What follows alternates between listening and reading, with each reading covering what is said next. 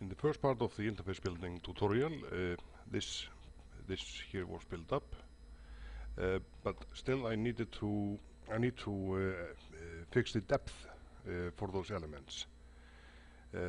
The banner here on top, it should be at 2000, and then it will be on top of all the other elements, so those elements have to have higher values.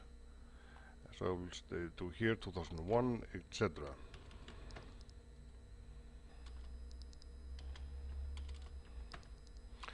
And this means that if there are hotspots or videos or anything else in the panorama, that will not show on top.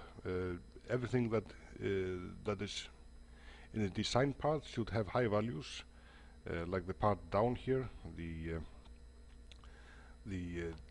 banner for the dashboard. If a dashboard is used, that will be in the 1000 range by default.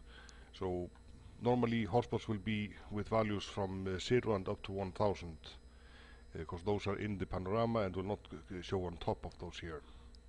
And this is the dashboard. I will do like I did before. Name it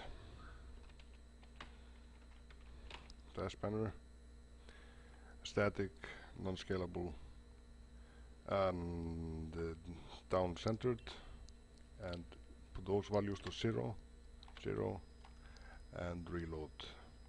And the depth here, I need to change that to 1000, and that's it.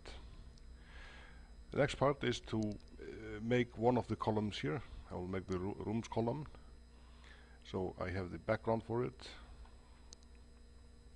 and there are 7 items in this particular one, 7 selectors for the panoramas.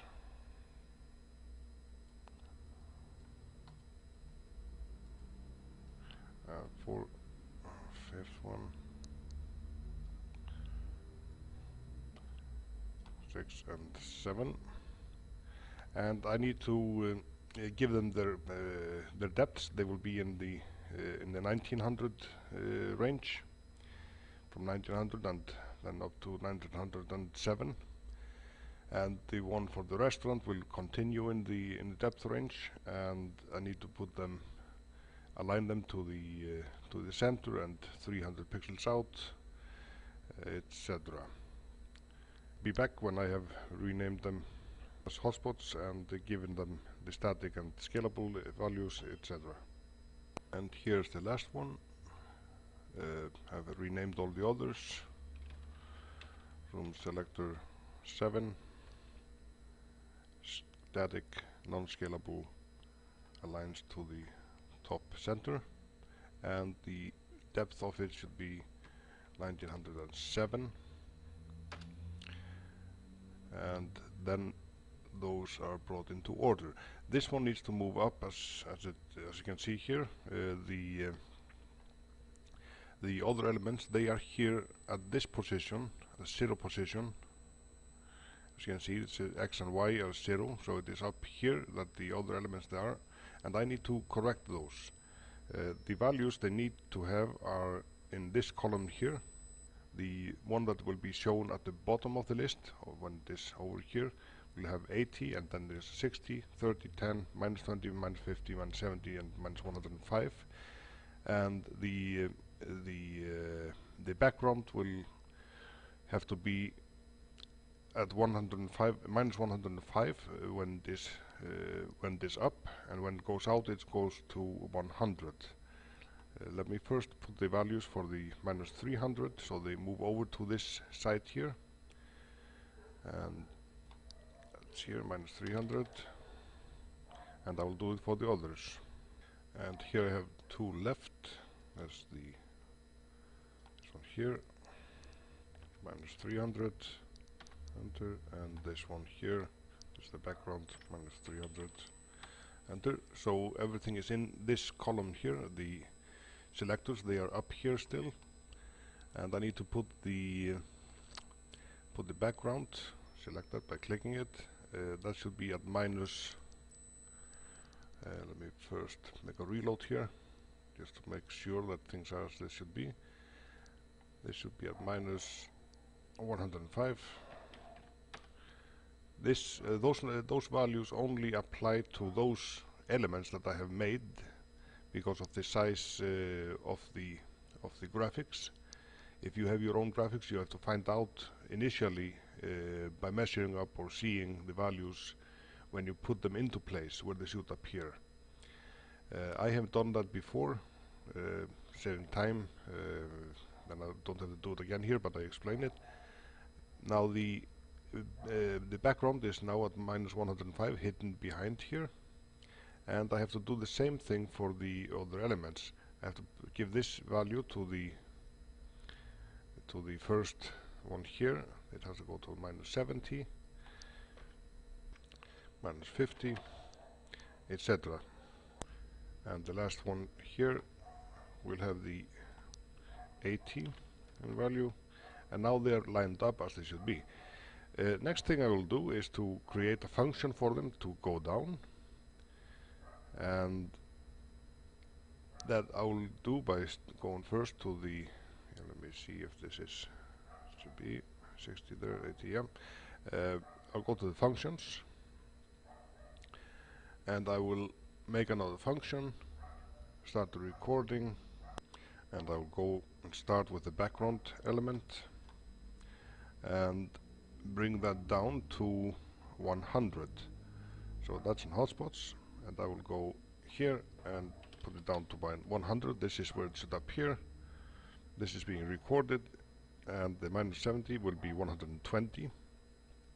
Those are the out values. 120 here, and 140. You can see they appear here in their respective positions, and this is 170, 200 for the next one,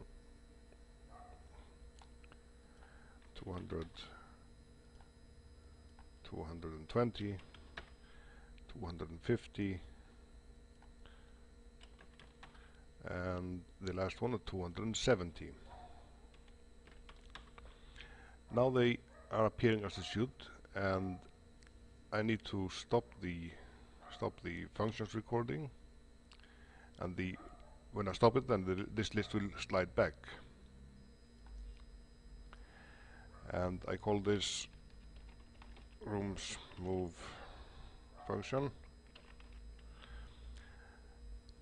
There is a reverse generated here, reverse function for it.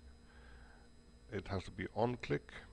I select all the elements here by clicking the top one, hold shift down and click the bottom one, and I put the value to 500 milliseconds, and I select the rooms button. This is the background there. I select the rooms button, which is over here, because I've clicked it up here, and when I finish, then the function will be attached to the rooms button automatically. I finish here, and I click it, goes down, click it again, goes up. So this works as it should. Now I will build the rest of the interface of the other backgrounds for the other drop downs and the other elements that are supposed to be there, and I will be back. And here I am finishing the function recording for the last drop down, and go to the functions there and stop the recording. Up it goes, and this is location move function. Select all those, give it 500 milliseconds, enter, and I select the location button, so it's selected now, and I click finish, and everything is doing what it's supposed to do at this stage. Hand cursor over the top banner and the bottom banner, and also the backgrounds, and I want to remove the hand cursor from those. So I start with the top banner, I go to the hotspots, use hand cursor, untick that, and the button mode. The same for the other elements that I'm not supposed to show the hand. Let's see how it looks. Yeah. Now the hand shows when you're over some elements that are supposed to be interacted with. So the next thing to do is to make functions for the or share the functions. So if I click on the rooms here, this one goes down. When I click the restaurant, the rooms, the drop down should go up, etc. It should work in that way, so there's only one drop down at any given time. To do that, to have the drop downs to work in harmony, I need to go into the functions list here, and we have 4 parts of the functions when there is an auto generation of the reverse function. This is the first part here, that is in those cases what opens up the let me see, yeah, the move functions. This is what opens up the drop down, and this is what closes the drop down. So I have to attach the close function of the drop downs. Like in this case, this is the close for the rooms. I have to attach that to the restaurant function. So when the restaurant button is clicked, then it should close the rooms drop down, and that's not like this. And the same goes for when the hotel is clicked, it should close the rooms. Here we have the move for the hotel, and then the hotel toggle function, and then the rooms close, and facilities close, location close. And the same will have to be done for the other functions, like the restaurant. This is the close function for the restaurant, that has to be attached to the rooms, etc. So this is there, it has it already here, of course. The hotel, facilities, the location, and the hotel move, the close part of it goes to the rooms, and the restaurant,